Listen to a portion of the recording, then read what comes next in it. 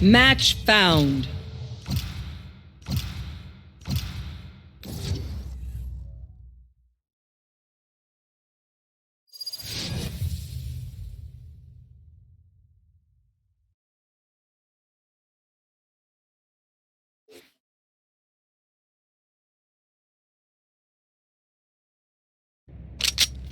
Deathmatch.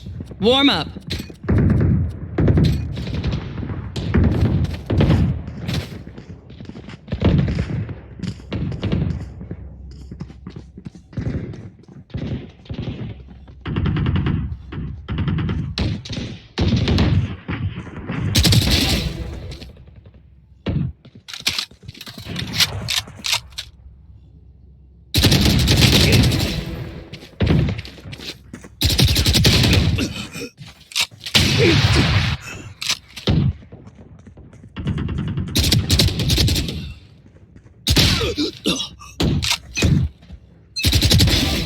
The dimensional fabric here is thin. I'll tear through. Fight! Try not to die.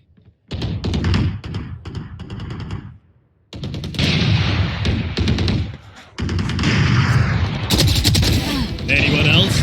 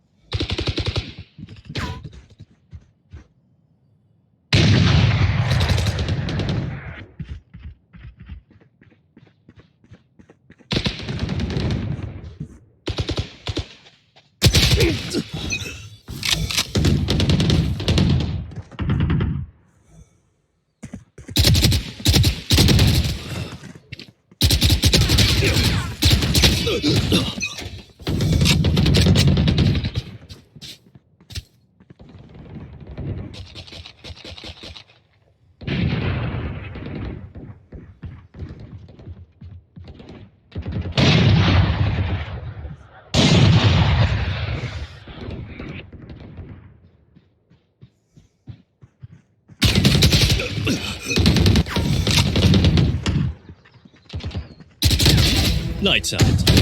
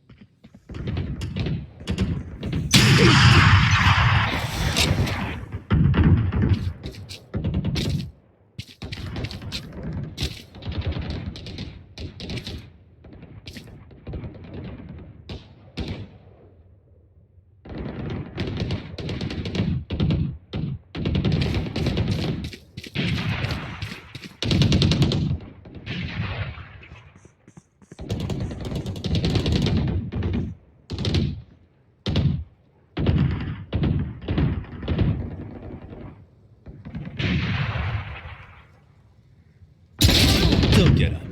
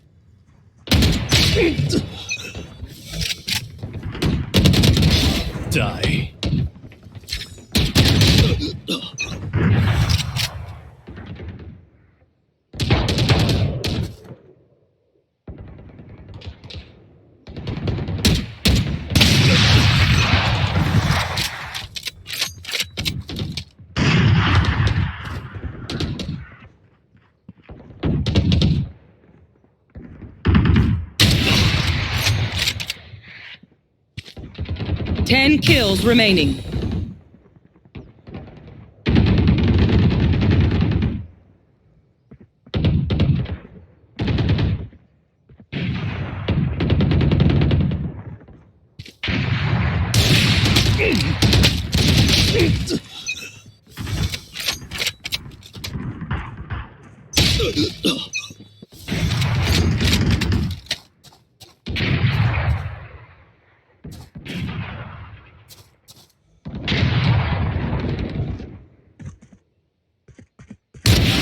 Five kills remaining. Idiot.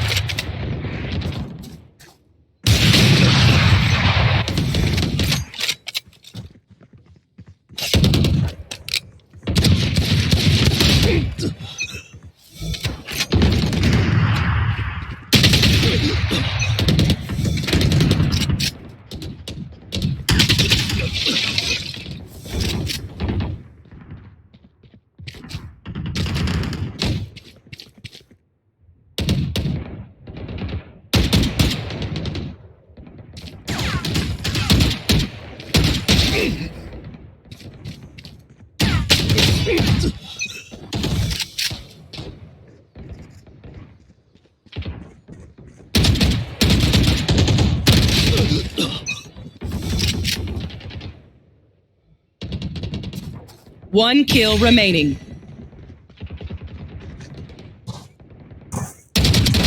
You're done.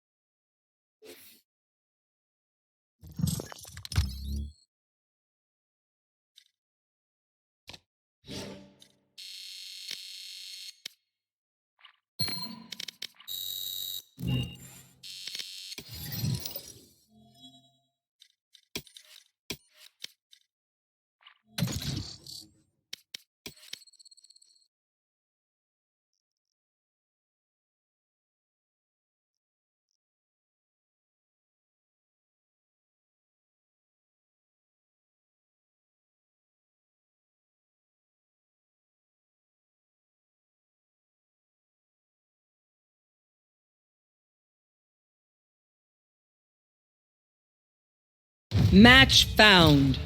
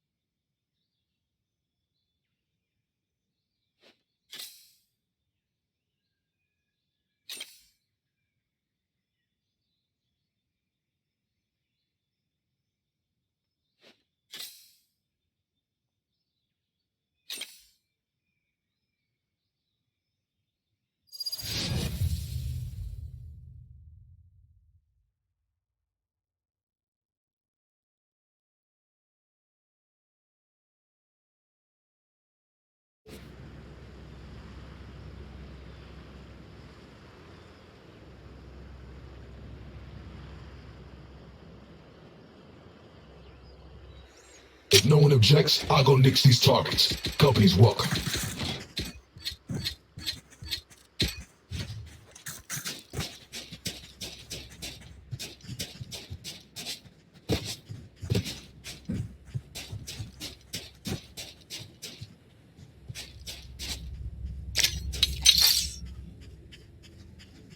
All set up.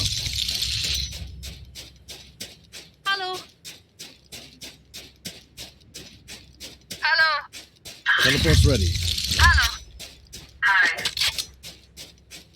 Hello.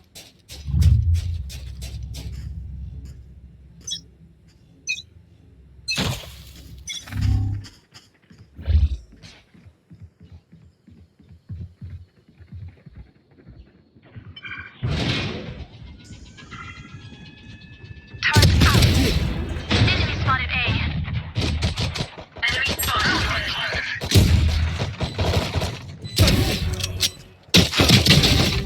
That's three. Enemy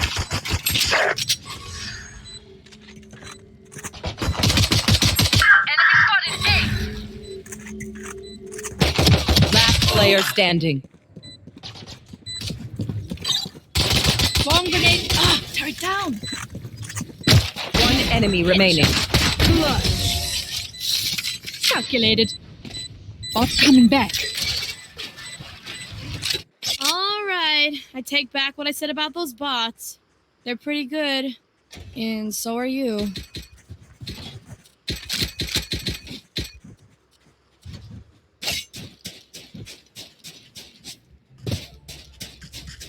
Got here. Perfect. Look out for their rift walker. Teleport's ready. Placing sentry.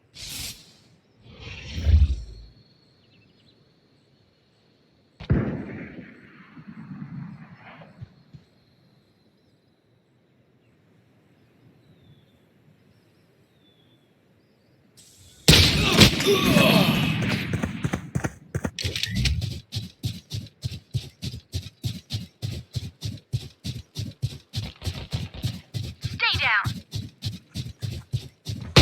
Goodbye.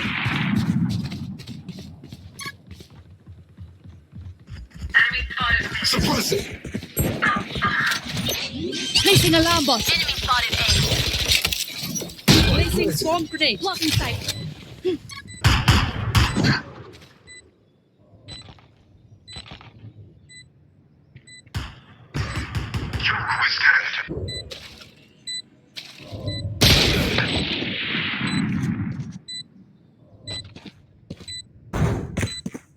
One enemy remaining. Last player standing. Found the swarm grenade out. Swarm grenade out.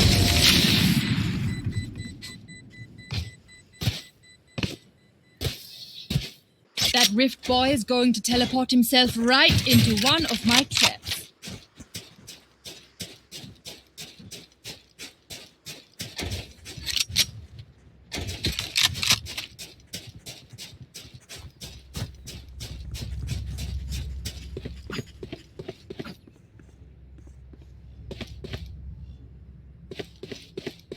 Bonne chance, mes amis.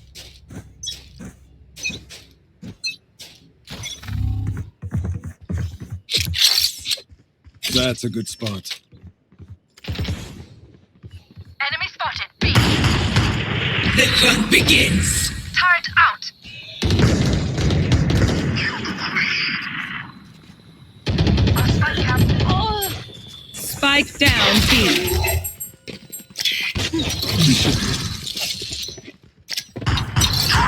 Teleport's ready.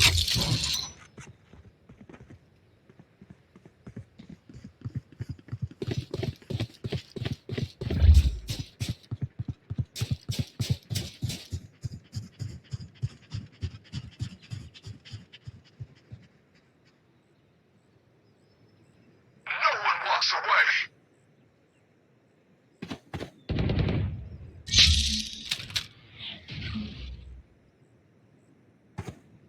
Target sighted me. One enemy Is that remaining. you there?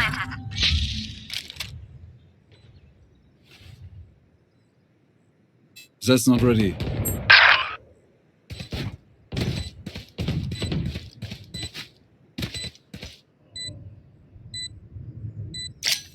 All set up.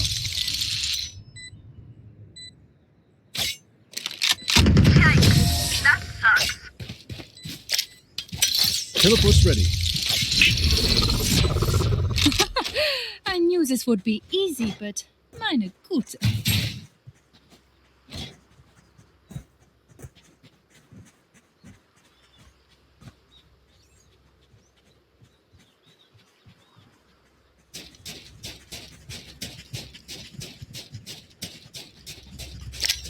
Perfect.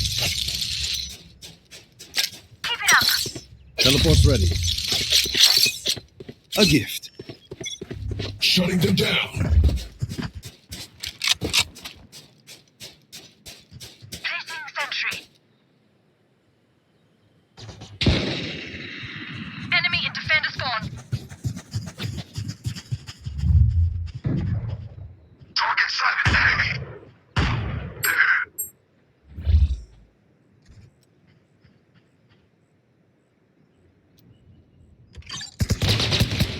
Enemy in defender spawn.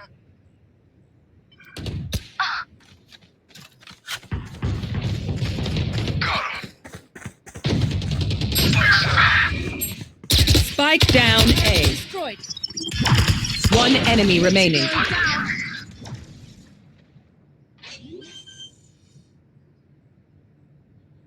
Spike planted.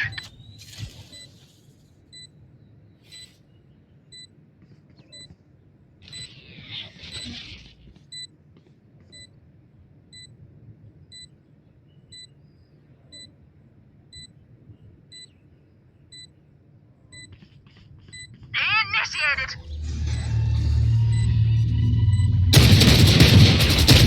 Okay, quick break.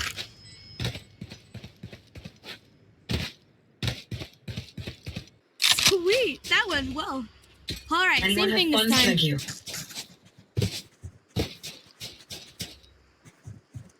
Can I get this? Thanks.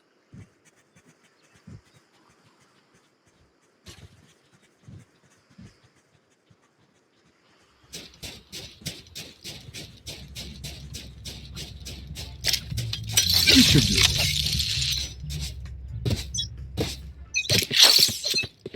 That works. You want to play? Let's play.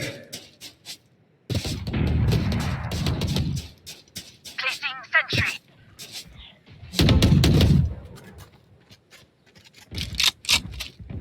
Don't get in my way.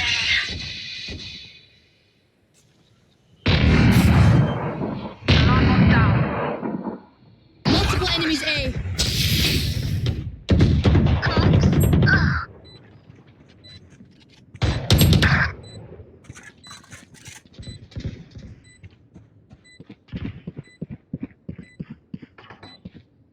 Enemy spotted A. I win again. One enemy remaining. That's 3.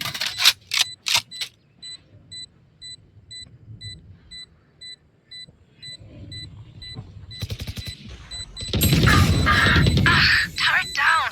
They're all safe. I have more tests to run. If you lose focus, you die. Breathe when it's over.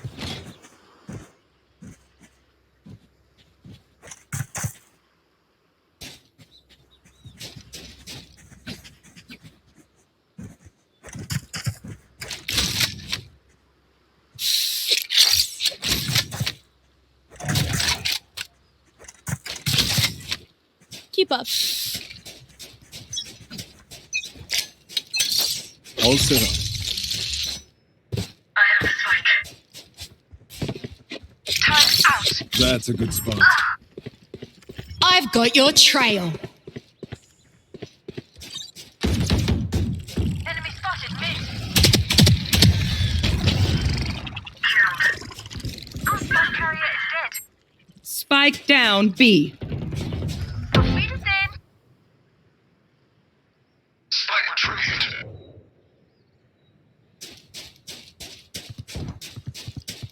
Enemy spotted A.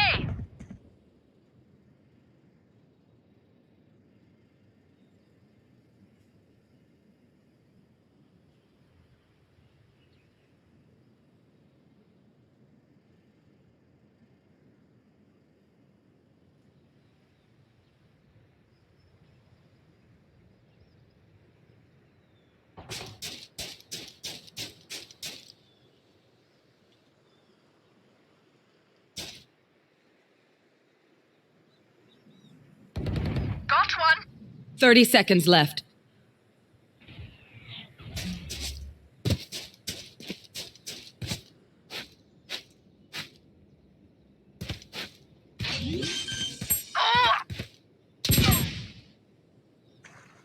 Last Spike is player down. standing. Spike down A. 10 seconds left.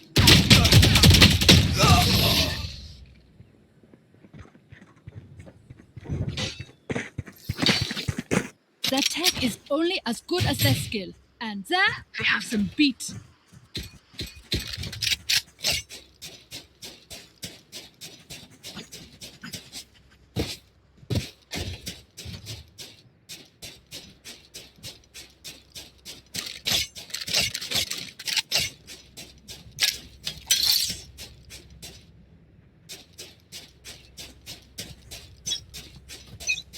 Here, They are this. so dead.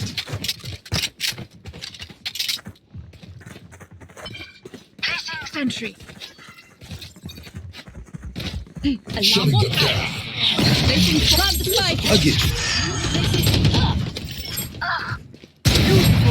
No one walks away.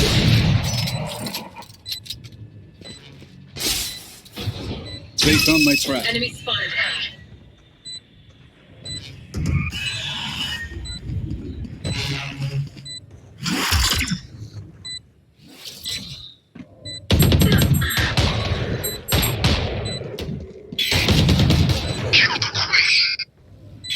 Recharge. Last player standing.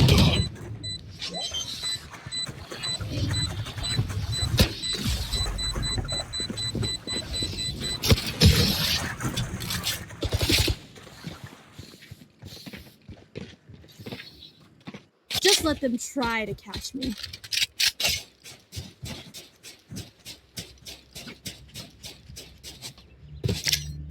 We should do.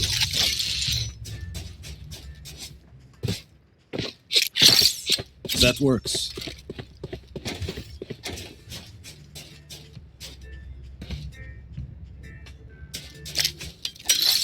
Let's fly.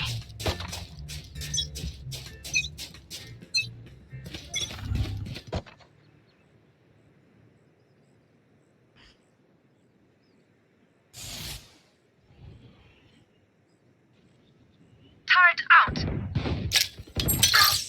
Teleport's ready.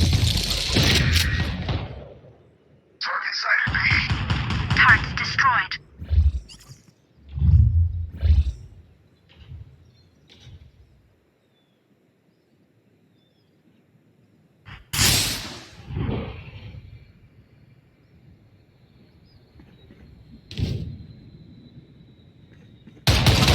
Tango down.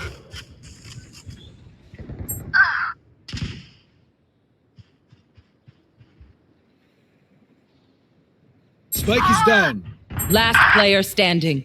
Spike down mid. Au revoir, frérot.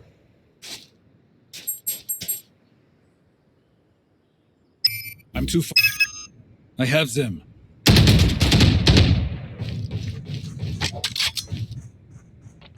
Teleport's gone. One enemy remaining. 30 seconds left.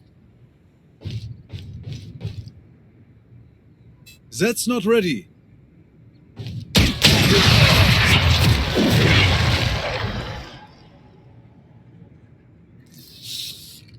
Everyone's motor functions okay? I know humans get tired. Can I get this?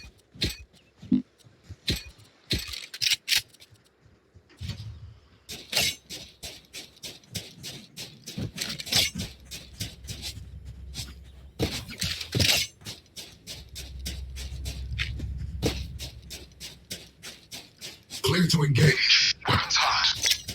All set up. Turret out. That's a good spot.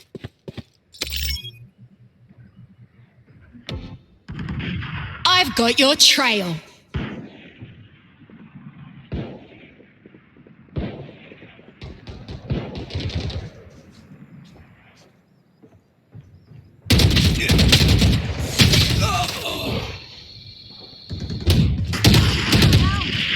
Enemy spotted. A.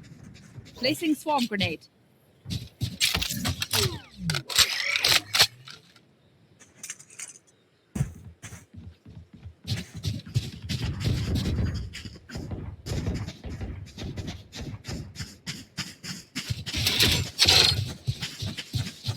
Spike deployed.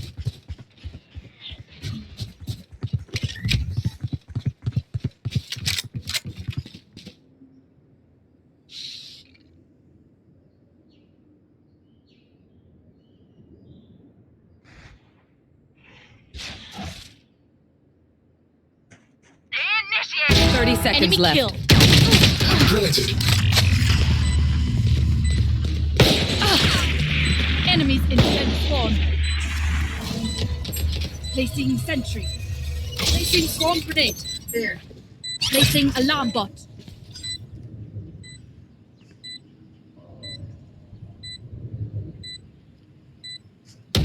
Grenade out. Suppressing. No one walks away. Reloading.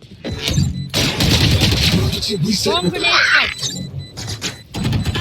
Hurry down. Found them.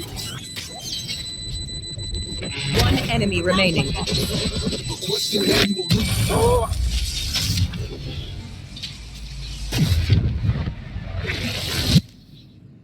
Take aim, Zenfire. Let's not complicate it.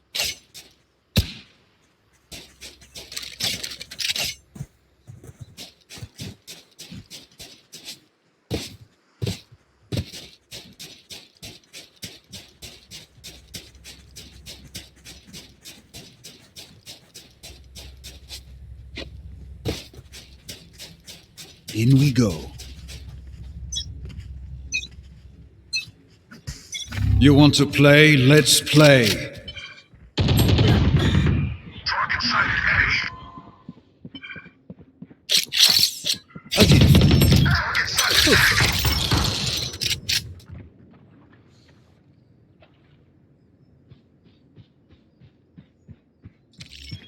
Turret up. Precise. Last player standing. Spike down A. Alley-oop.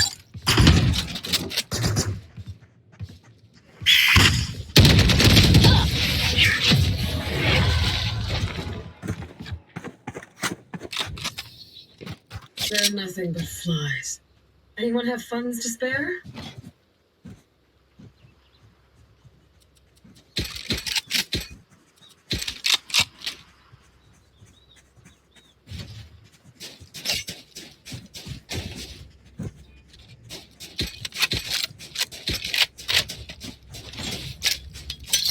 This should do. Who will I spot first? That works.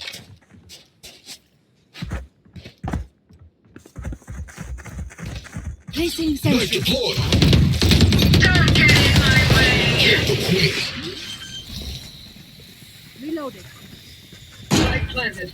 Alarm bot out. Placing swarm grenade. Placing swarm grenade.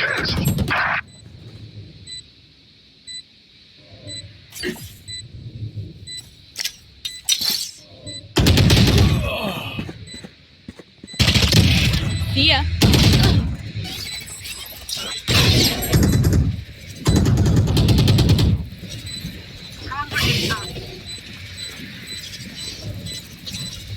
Here. Last player standing. One enemy remaining. Clutch. I had to focus for a second. Last round before the switch. Last round to use our creds and abilities. Don't waste your firepower.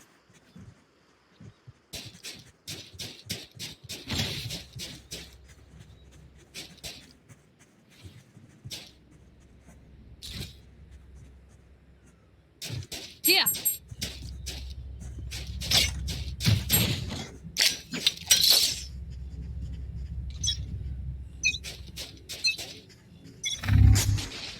All set up. Suppressing.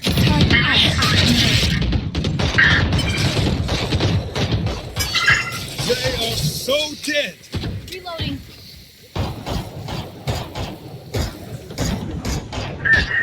Blocking sight. Initiated. Reloading. Target sighted. Spike is down. I got this blocking sight. Spike down A. Swarm grenade. Placing alarm bot. Go on my mark.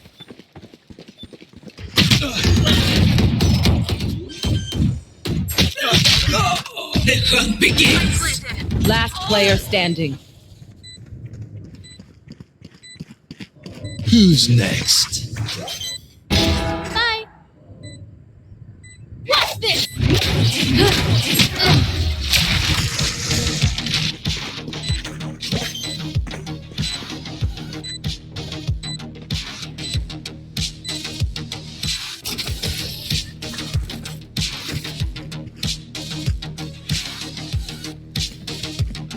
Switching Okay, sides. which gun to pick this time?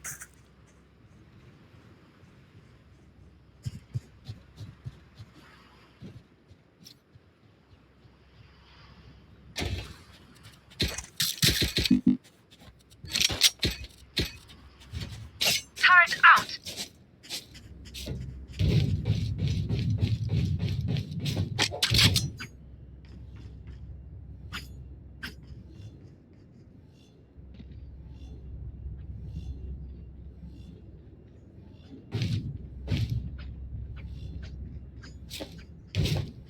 Time for a field test.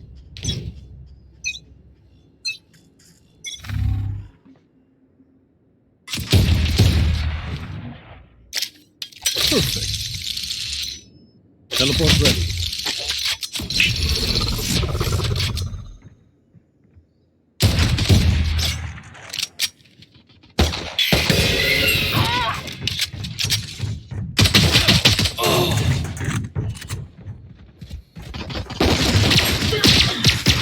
Last player standing. Flawless.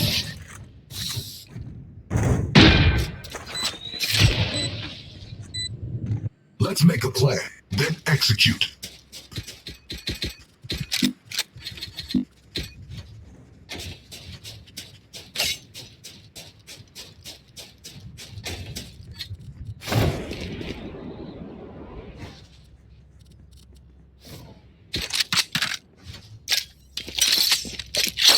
That's a good spot. Keep it cool.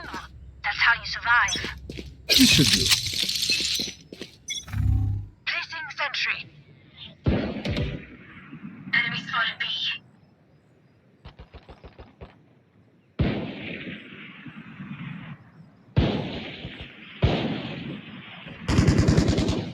Enemy spotted mid. Ha! Enemy spotted B. I'm a good shot. Reloading. One enemy remaining. Last player standing. Spike down B.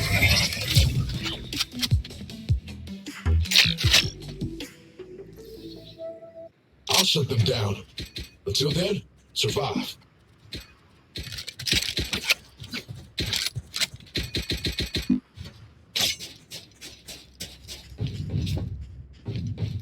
Anyone else? Thank you. All set up.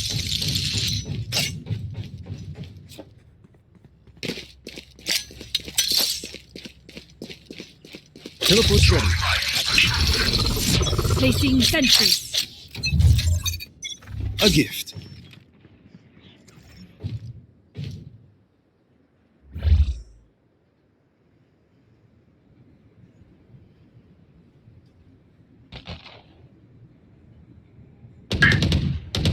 Enemy spotted mid. Target sighted B.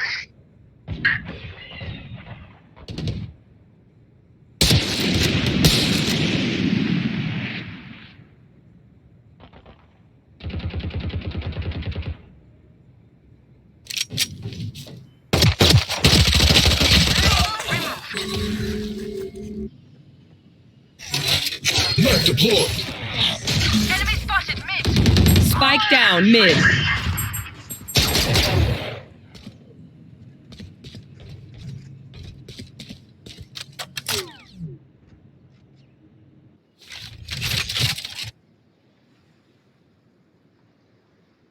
Spike is here.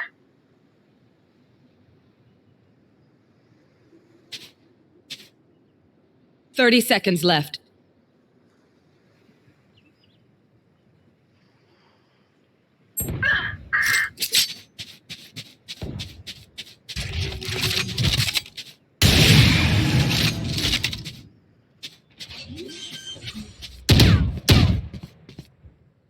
Spike planted.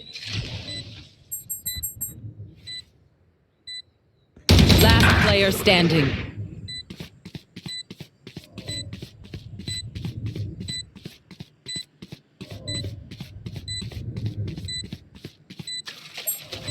One enemy remaining.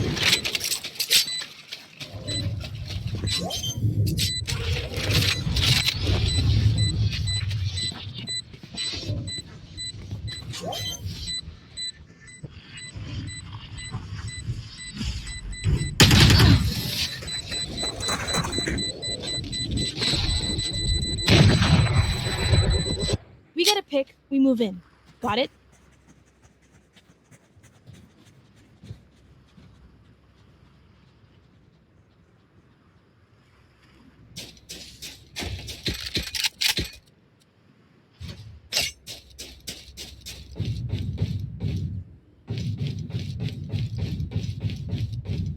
Turret out. Perfect.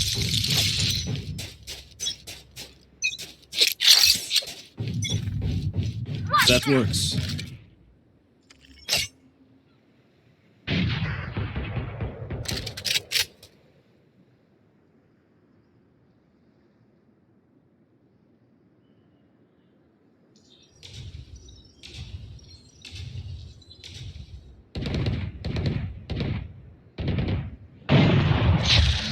That's not ready. That's not ready.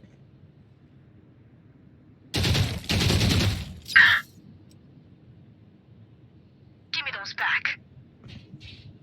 Spike down B. Sighted B. 3. Here.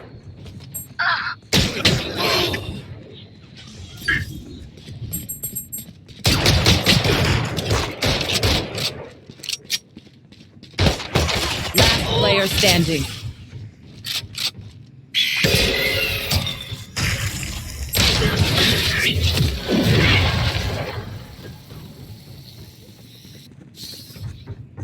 I will fulfill my purpose.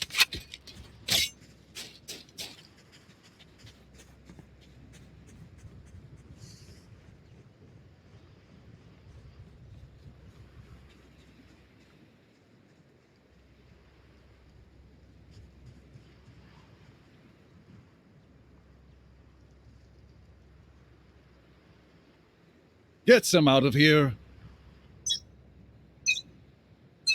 Turret out. The hunt begins.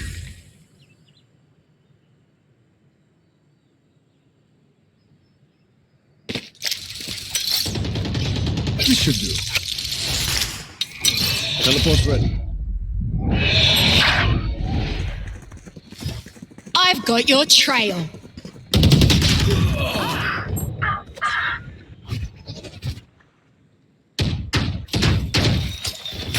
One down. Last player standing.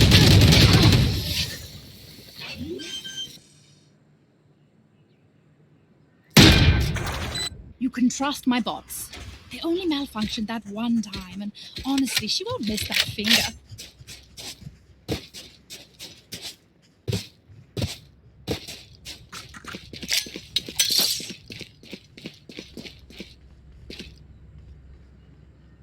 All set up. That's a good spot.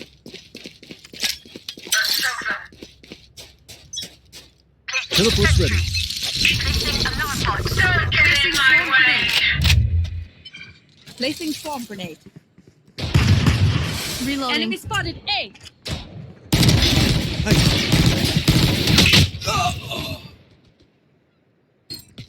Shutting them down. Initiated.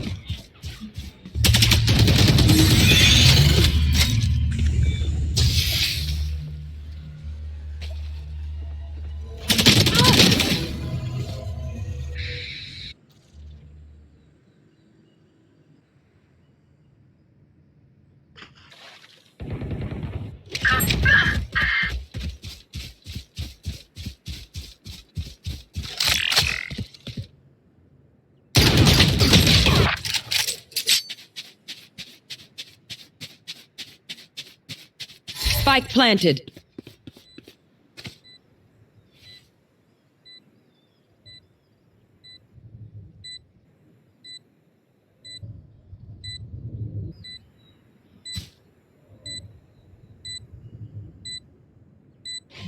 Last player standing.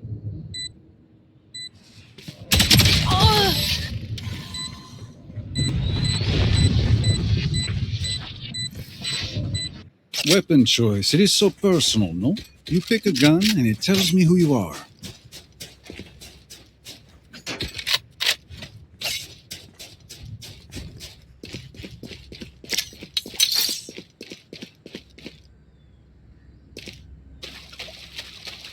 Perfect. A gift.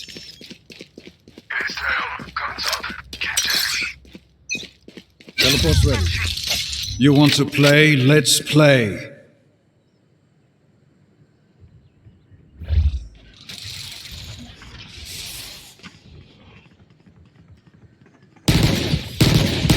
I'm too far. Enemy spotted A. They are so dead.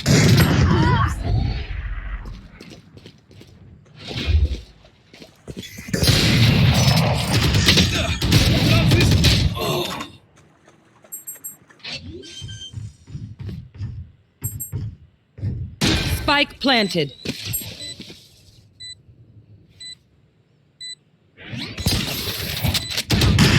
Last player standing.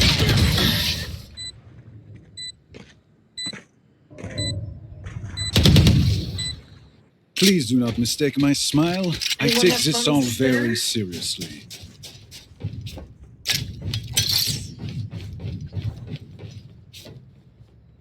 Turret out. This should do. Teleport's ready. That works.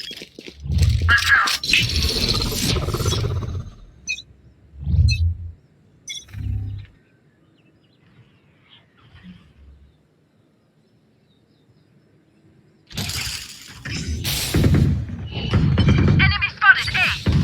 Reyna killed. I've got your trail.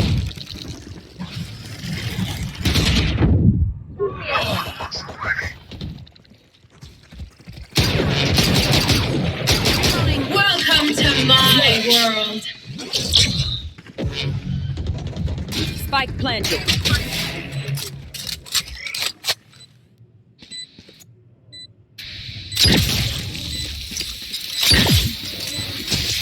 One enemy remaining.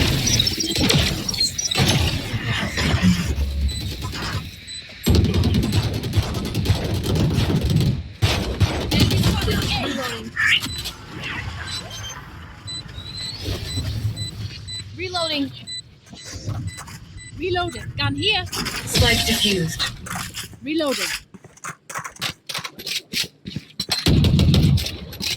I got your backs. Just, from the front.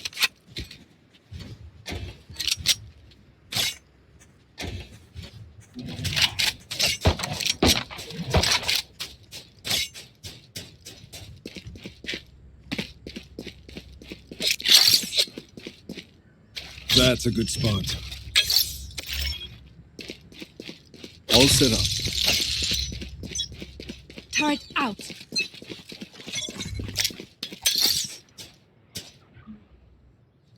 Teleport's ready.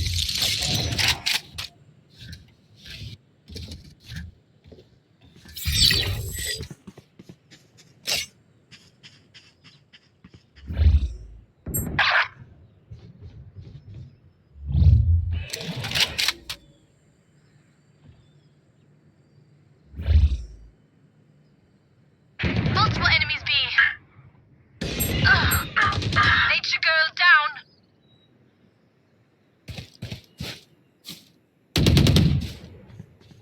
Spike down B. Placing sentry. Spike spotted B. Turrets destroyed. Last player standing.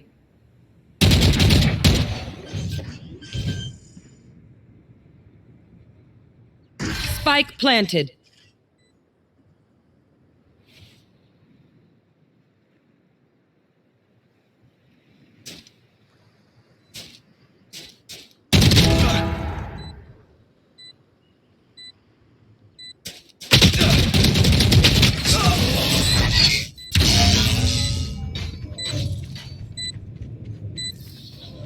Dragon Match you get point. first pick.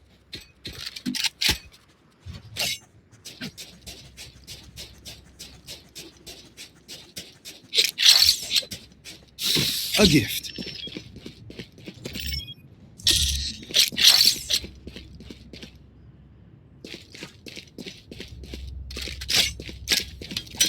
Perfect.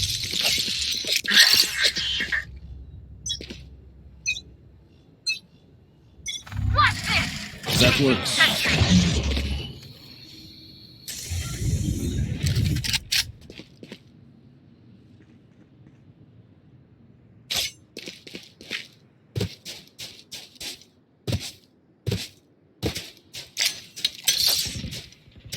Teleport's ready.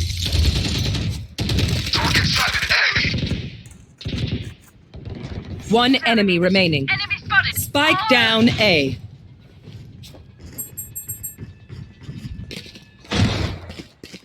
Spike spotted A.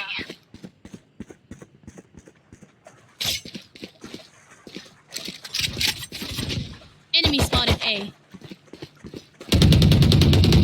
Reloading. Reloading.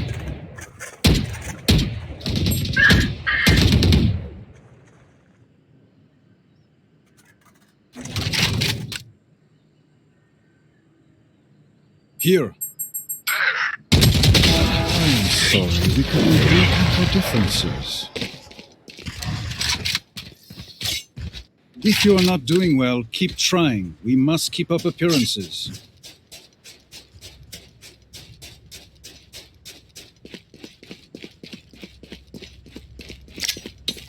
You should be. That's a good spot. Can I get thanks? Teleport's ready. Focus now. Eyes off me. You want to play? Let's play. Enemy spotted The A. hunt begins.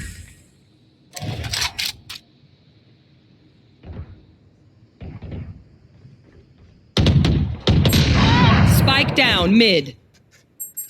Trap destroyed.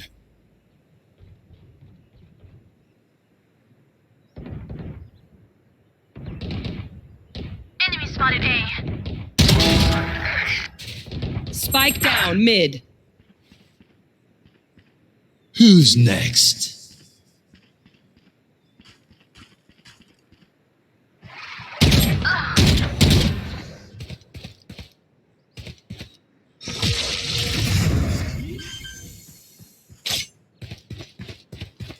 Spike planted.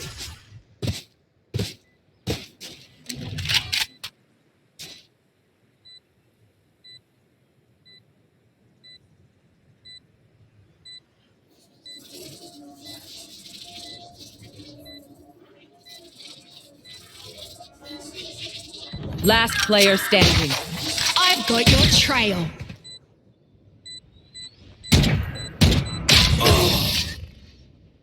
Attackers win.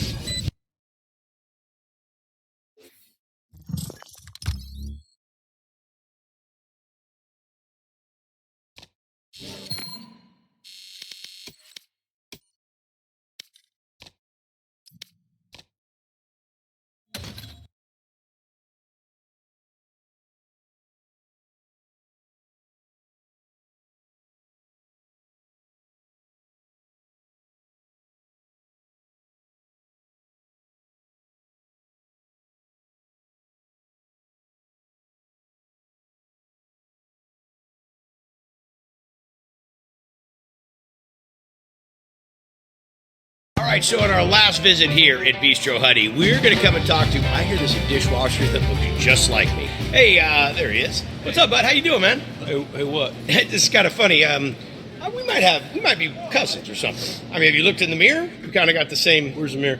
No? Okay. You new dishwasher? Well, I'm Guy Fieri. I'm here doing a show. You gonna wash dishes? I mean, I'll help out with the dishes if you want. I mean, whatever. These enchilada platters, they got cheese all over them. Joey's a mess. Don't listen to pickles. Joey's crazy around here. Looks like you got things handled, bud. Good. Nice to meet you. I gotta wash dishes.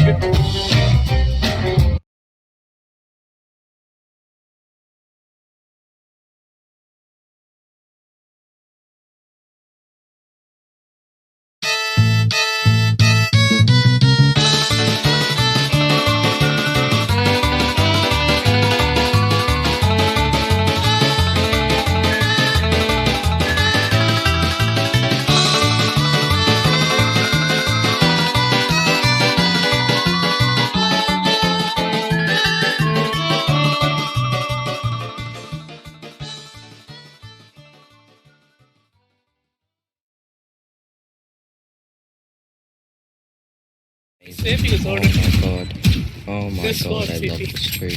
Yeah, one ball. Hey, One ball. like I'm gonna get it with one ball. Oh, okay. Cutting their vision.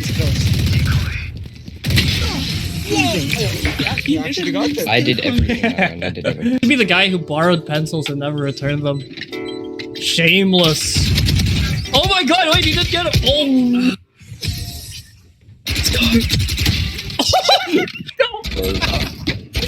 Last player standing. 104. Spike down. What the fuck? It's okay, eh? Healing you. Oh, that's so mean. You guys are so annoying. Bro, let me get a gun. What's this? What's this? Cutting their vision. Here, please. Here, please. He plays. I need those. One enemy remaining. Ace? Ooh, Spike ace. down A. Wow, that's the very last bullet. Nice. Where? One enemy remaining. You can... Oh, you're dead. Go back side, go back side! No! No! I ate my life! This is why I'm not Indian. It's fine. Here.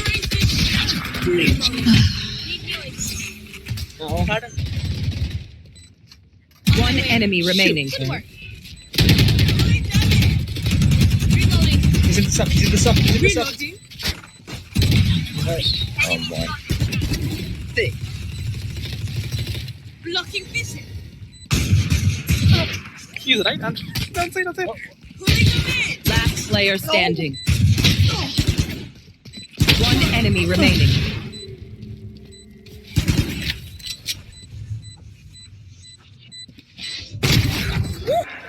Can you shoot the gas? Yes, you can. Yes. Yes. Oh, I can also shoot. What? Can I try? Okay, do it.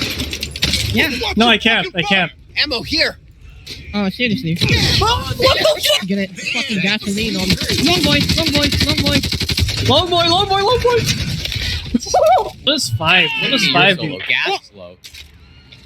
What? Wait, what did you do to him? Hold on there.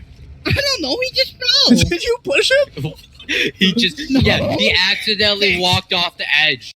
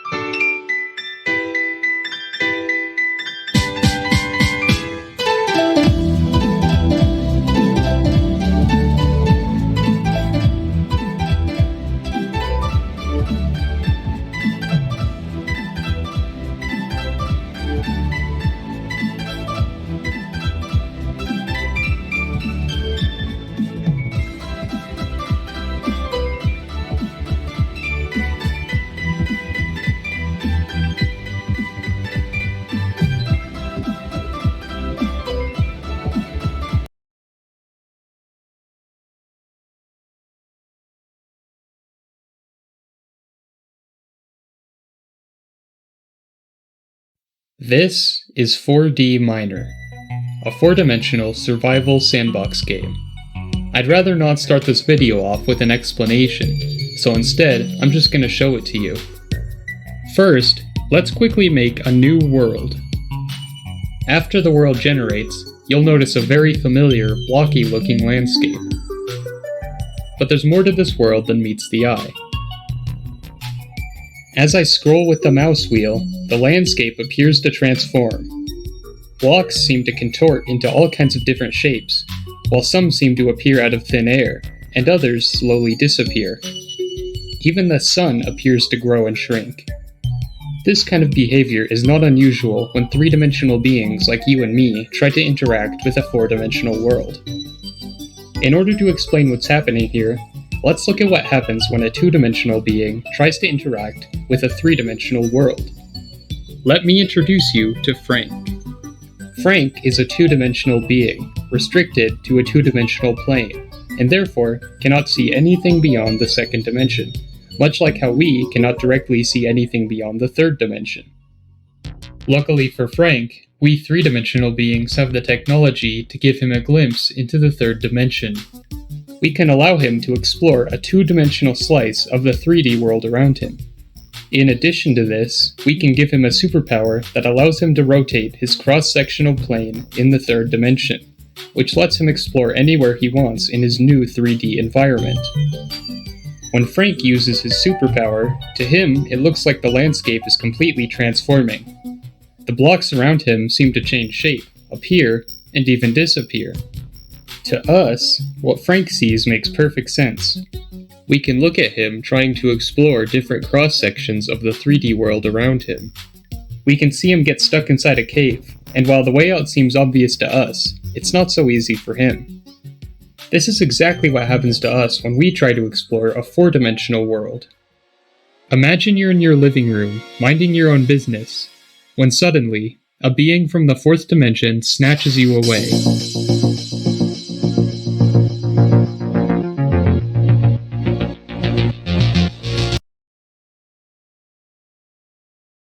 So if you look on the back of a lot of cereals, you can see that they contain iron. So this iron that it contains is actually metallic iron. So if you crush up the Cheerios and put it in a bag and then pour some water in it, and then get a big neodymium magnet. So just start rubbing it against the bag. Should very soon start seeing some particles in there. So you can see the iron in the bag now. Now, when companies put these iron particles in your Cheerios, I think it's kind of cheating because you don't actually need metallic iron in your body. You need ionic iron. So you're supposed to get it in ionic form, not in this metal form. Now, some of this metallic iron does turn into ions in your body, but a very little amount. So most of this iron just passes through you in metallic form. So you're actually getting way less iron than you think from your cereal.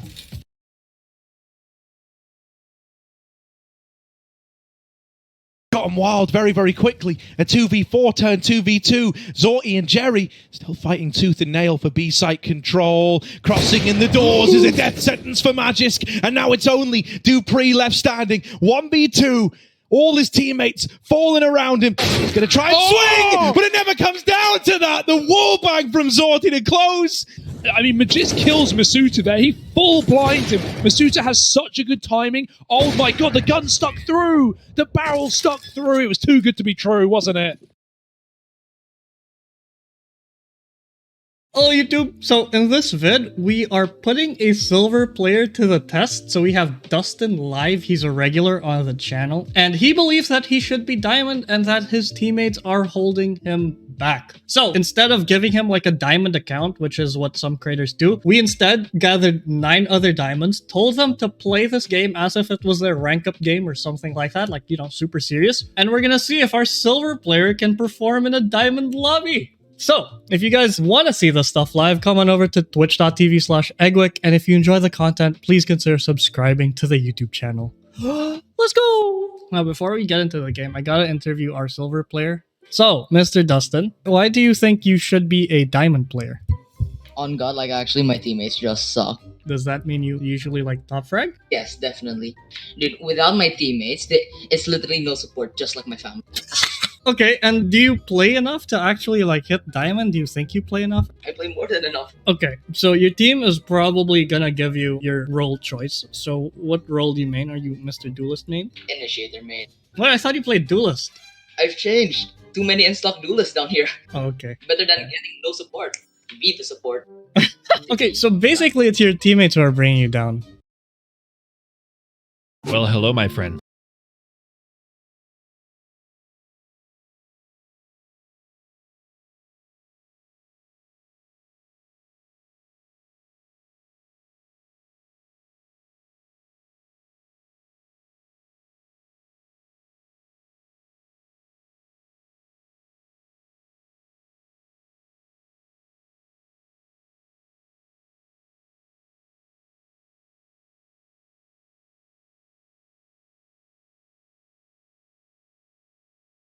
I'm Blitz. Welcome back to Dome Keeper, or Dome Romantic if you remember that. They changed the title of the game, and now, I mean, there's a new demo up if you guys want to play it. It's crazy fun game, and look, there's going to be new things like different types of domes, and even gadgets we can select. We're going to take the Orchard.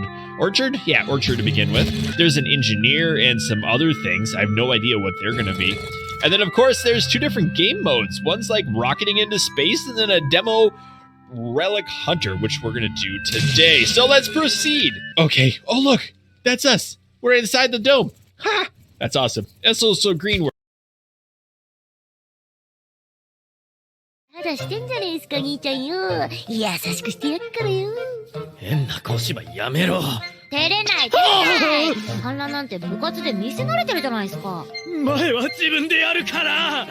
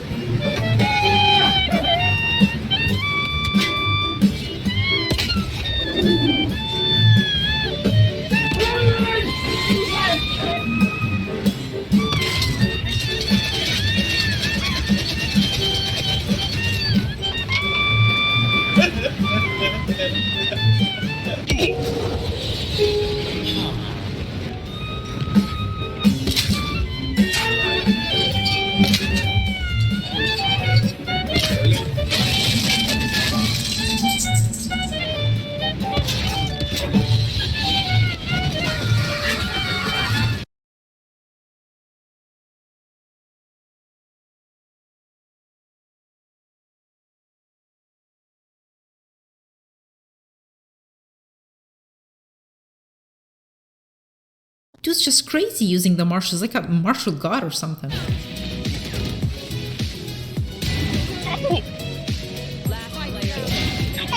enemy remaining. Spike down. Behind the box? 10 seconds. Yeah. Just better.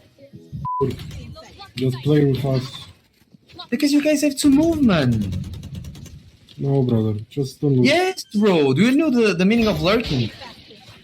Just don't There's look. no need. You did. You had needed to go fast. Like, the last one. Enemy remaining. Nice. Good If you're job, lurking, you go the last one, bro. Not the first.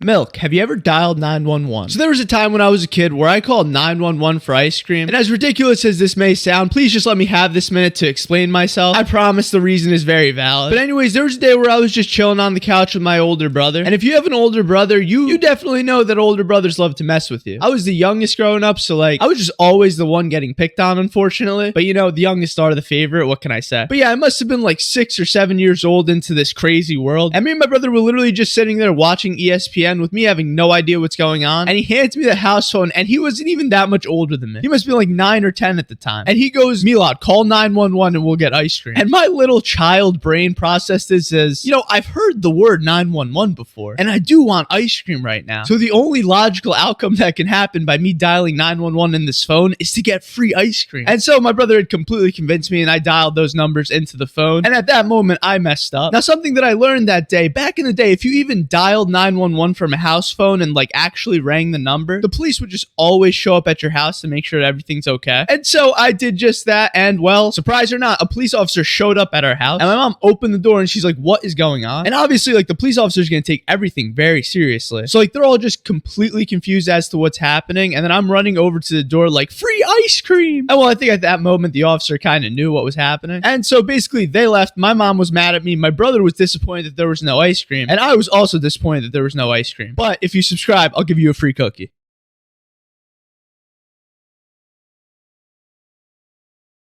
Sometimes that killjoy ult is just ain't that scary. 144 for him, he was literally one shot.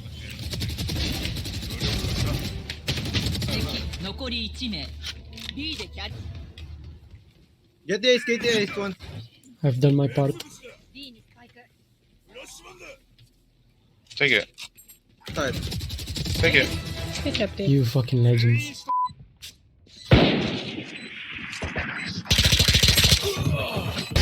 Embarrassing. One enemy.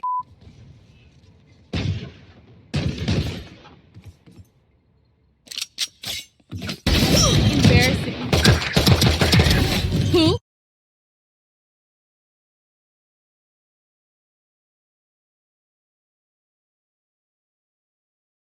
Guys, listen, Preston wants to drive with me. He can't know you're all coming, so everyone in a way back. Not hiding in the back of your car. Why? There's nothing in there except for Lois's jog bras. All right, you heard the man. Everyone in. These are Megs. We've been duped. Hop in, boss. If I speed, we can make it in 4 hours. You'll do a steady 55 miles per hour, and we will stop to read historical markers along the way. Oh. Starting with a museum of black guy mustaches. Oh.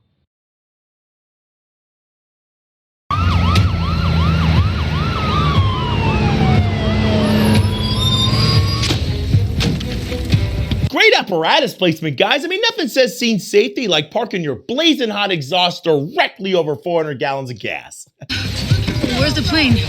Let search and rescue figure that out. We need to get that truck out of here. Where's the driver? Would the driver of the fuel tank please step forward? There's nothing on the news about a missing plane. You know, I'm not sure which one is worse. The fact that you just pulled your cell phone out in the middle of Lake Octane 87 to do a quick Google search on missing planes. The fact that not a single person has any airway protection on. Or the fact that she's doing morning announcements with what is guaranteed to give the needed spark to give this neighborhood the new chic look of mushroom cloud.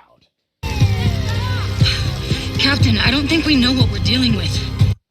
That is the most accurate thing you guys have ever said. No, I'm not gonna shut it off. I'm gonna clamp it. That pump is in the middle of a lake of burning gasoline. If only there was a team that we could call that specialized in hazardous materials and had enough foam in their truck to fill up a freaking football stadium. Hey, go slowly. One step at a time. Whenever you're ready. Hey, Cap, I know we're having fun and all playing Foam Party, but you think we might want to spray some foam on those impinging flames over there and that 30-ton rolling bomb that's about to make 5 square blocks wish they called a different fire department?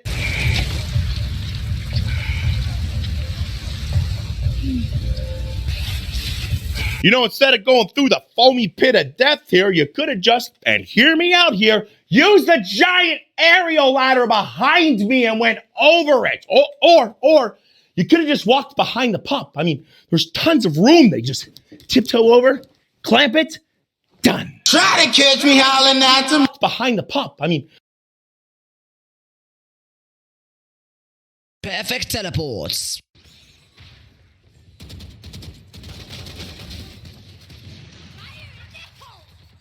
One enemy remaining.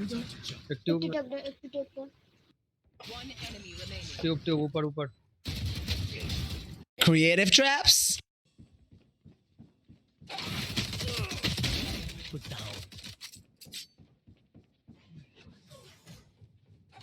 30 seconds left. Cage trigger. One enemy remaining. Is ready. Cage triggered. Found you. And some very, very creative dodges.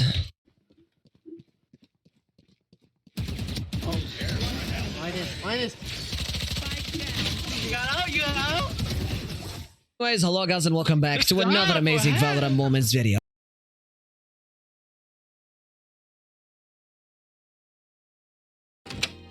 Some hotel. They only had smoking rooms and very smoking rooms. Check it out, a stack of pre-written suicide notes. All you have to do is sign your name.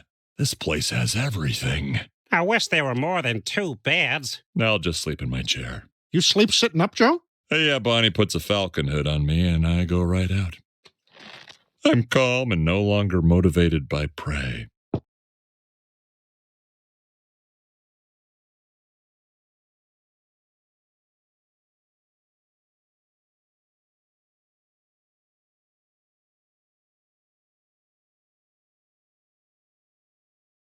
I split 50 of Minecraft's best players into 3 different regions to see how they innovate, prosper, and use their unique skills to create the best civilization they can. After 2 weeks of progress, each group will be scored on how successful they grew their civilization and how well they defend and fight during Doomsday, when the wall separating them drop and PvP is enabled. Day 1 started off with Team Blue, who had spawned in the cold region of the map, which consisted of a coral reef ocean surrounded by a taiga and snowy tundra biome. Not too far from them was a village, which they quickly went to and raided with no mercy, and started trapping villagers to eventually begin breeding them for trade. With plenty of fish in the sea and crops from the village to begin farming, the blue team civilization was just getting started. The next team was the green civilization, who controlled the temperate part of the map, which undoubtedly had the most useful resources. From flowers, different wood types to sugarcane, these materials could come in handy for trading with other teams later on. Unlike the blue civilization, these guys had some humble beginnings. Okay, we got Sammy Uri, the man who's built the most insane redstone invention. He's mining straight down. Best player behavior? We'll find out. One of the members, Horace, also started terraforming a nice little crop farm by a witch hut, which doesn't look like much yet, but with the green region matching the exact style of some of his signature builds, their civilization is going to look nuts. Lastly, the red civilization was so far the most conjoined team yet, working their way into the village together, which they found their only food source to work with. They also had a mesa with some trees nearby, which they immediately went and started planting more of. If life wasn't hard enough already for the red team, they found themselves an intruder from the green civilization on their territory. Okay, so Parrot here decided that it would be a good idea to somehow get outside the border, break my events, and now he's a green team in red territory. Capital punishment. I trapped Parrot in a bedrock box to make an embarrassing example of him for exploiting my event. Capital punishment! You know, I do a little bit of tax fraud, but I never do something like this. I then suffocated him with sand and finished him off with a good old swipe.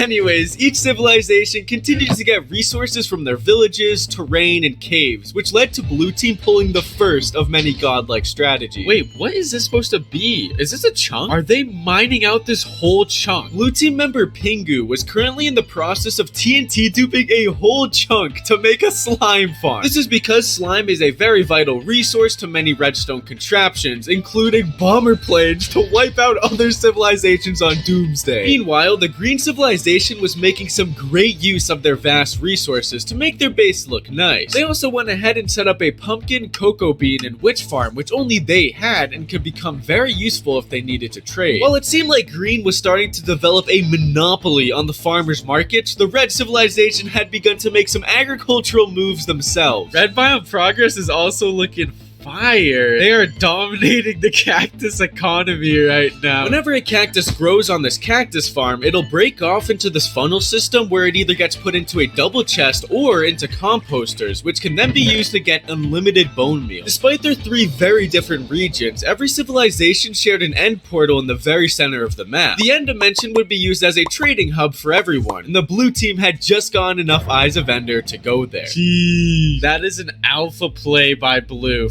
First to get to the end. Now, even though the blue team entered the end first, the green team decided to rush in and stream snipe the dragon before them, as well as snagging the one and only dragon egg, causing unrest in the blue team. With that, day 1 had ended, but when I say these pro-civilization growth is going to be exponential, I mean it. Because right on day 2, red team members Sloime and Mattbat Wings built this incredibly fast Enderman farm. When building a tower away from the main end island and manipulating Enderman's spawn by loading only those chunks, you can cause them to spawn and pile up inside of this tower where you can kill them easily for a quick 30 levels in less than 3 minutes. What was even more genius of this was that Pi, who was also on the red team, had made the bridge outwards to it out of black glass panes so none of the other civilizations would be able to see it. Eventually, the blue team would find it though. As we can see, Clown Pierce here used it to get fully enchanted netherite armor along with a few other team members. Besides perhaps now being the most geared and powerful civilization on the server, blue team was now the first to complete a fully functional slime farm which was working around the clock. Blue and red weren't the only civilizations working their way up in the world though, because the green civilization was absolutely flourishing. Ooh,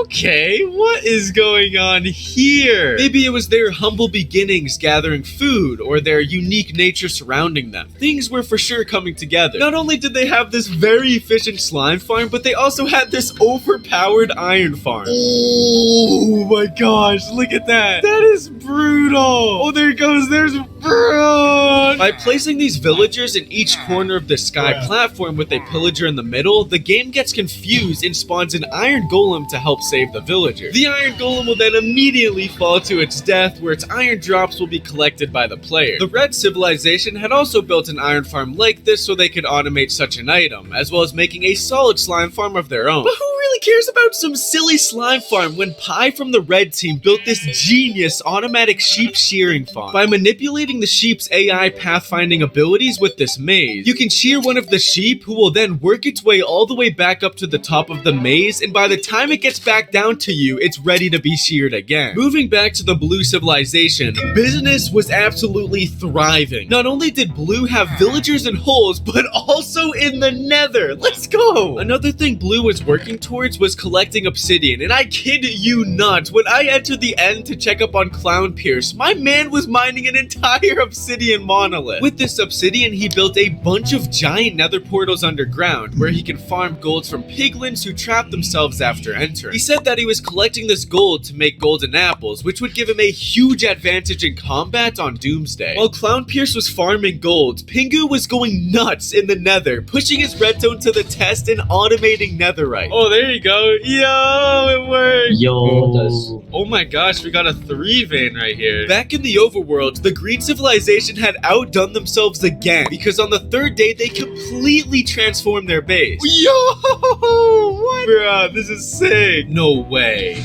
Yo! By using their unique jungle landscape, the green team had terraformed an entire river with some houses next to it, started their main cave base with this neat little redstone door, as well as some very unique farms. Nah, don't tell me this is a sheep freaking... Oh no, it's an automatic sheep dispenser. Kinda disappointed. And of course, just like any upcoming world superpower, green also went ahead and killed off an entire forest and industrialized it with stone. This was all for a good cause though, don't worry, as they needed this flat terrain to use their raid farm farm, which proved to be extremely profitable. By manipulating the game with this tall villager machine in the sky, you can cause a raid to happen whenever and wherever you want. When the raid starts, the pillagers will spawn on this floating ice platform up above, which they will then fall into the death chamber where the player is waiting to kill them. This is easily one of the most economically efficient farms in the entire game, since it produces so many emeralds as well as giving you access to dozens of different loot drops. With each civilization now getting a solid grasp on materials, they all started gearing up and building defenses for Doomsday. Well, at least most of them. A few of the blue team members thought it would be funny to try and break through the giant bedrock walls.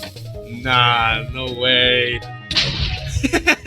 Little did I know, not too long after this, they would successfully break through with this piston TNT method and pull a lick on the red team. 3 cactuses. Absolutely barbaric. Whilst blue and red tension stood high over the cactus thieves, green was once again keeping to themselves, strategizing for when the walls dropped on Doomsday. This is what will be the bunker. So when the fighting starts, we're going to be all going in here. So we're going to be kind of doing like guerrilla warfare where we're just staying in our own territory. And we're going to have a lot of traps set up. Just like the genius military general Sun Tzu, Quentin made a plan of setting up a whole decoy town outside of their main bunker in the mountain, with each house being rigged with several tons of explosive traps ready to be set off for when the enemy civilizations invaded. A successful civilization must have a smart war tactic, but Green wasn't the only ones pondering about the future battle. Check this one, check this chest.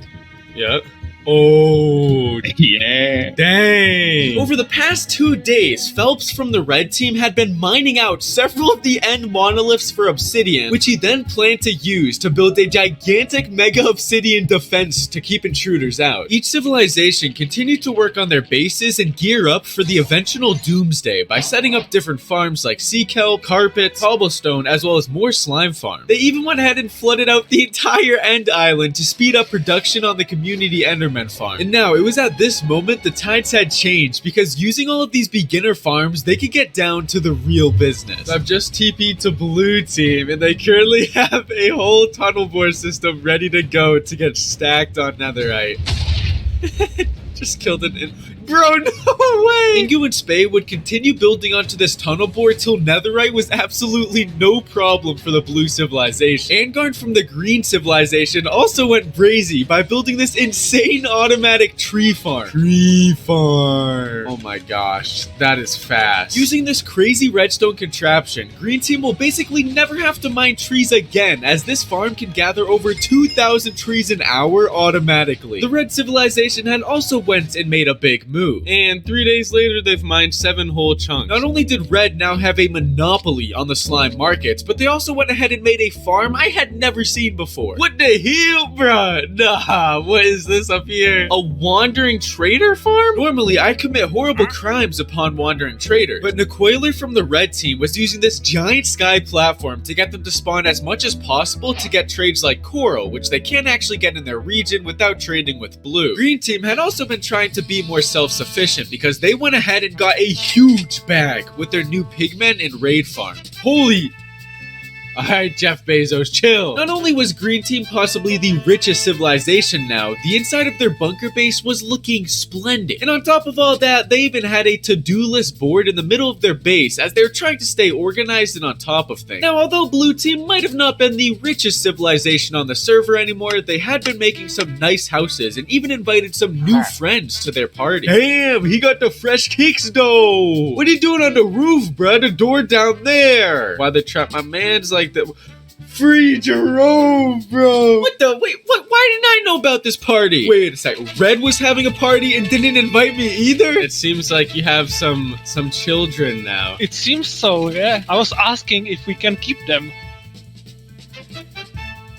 What the? You had half naked men at the party. Alright, so up until now, most of the players had been focusing on auto farms, but on the 8th day, you could really see some of the pro builders coming into play. Like the blue team, who seemed to be going for a more medieval type feel with stone walls to keep any enemies out. But compared to green's home improvements, blue's was It's chump change. Bruh, yo, look at this dude, bro. This looks actually insane. Quentin from the green team had completely transformed this entire mountain into their main base centerpiece. Their base had this cool Aztec feel, and bruh, unless their intruder is this dude right here, there's no way anyone's climbing that. Around this same time, Red had done some terraforming and also began some seriously nuts work on their base. Dude, they built a pyramid. Oh my gosh, when did this happen? This literally happened overnight. Now, Red and Green would continue to work on their civilization infrastructure, but Blue started steering away from their building and focusing on other projects. Hold up, they're building a canal over here. Yo, what? Led by A1306, he planned to mine out this entire perimeter by using a massive array of TNT bomber planes. Honestly, I'm not sure why. Maybe it was to assert dominance on the other civilizations, or to do something bigger than I can think of. After a while of being in the overworld, I finally went to go see what the best players were doing in the nether again. Holy bruh, what is this thing? What in the world? Now, for the next following 3 days up until Doomsday, each team went hard at work to become the most developed, successful, and powerful civilization they possibly could. And when I tell you these are the best players out there, I mean it, because this is what Red's region looked like at the start, and here is what it looks like now. Oh my gosh. This is crazy. Going along with their desert region theme, the Red civilization built this massive pyramid where the main structure stores all of their items in different farms. The most notable being countless auto food farms, nether tree farm, auto obsidian farms, among many others. They even had houses and other buildings outside for its inhabitants, but the craziest part of their civilization had to be their military. Starting off, Pi and Phelps transported an entire ghast from the nether into the shooting chamber in the sky, where they can harness its fireballs to punch onto intruders down below. They also had engineered several TNT flying machines on every inch of the bedrock walls, which will automatically detect when the bedrock disappears and will immediately start raining havoc on the other civilization. With a thriving economy, great infrastructure, and even a sip over Sphinx religion with some very built-to-scale cheeks, the Red civilization was looking like a solid investment. Now let's go check out what the Blue civilization accomplished. Holy bro, they finished it. They finished. Oh. After days of running their world eater, the Blue civilization had finally finished their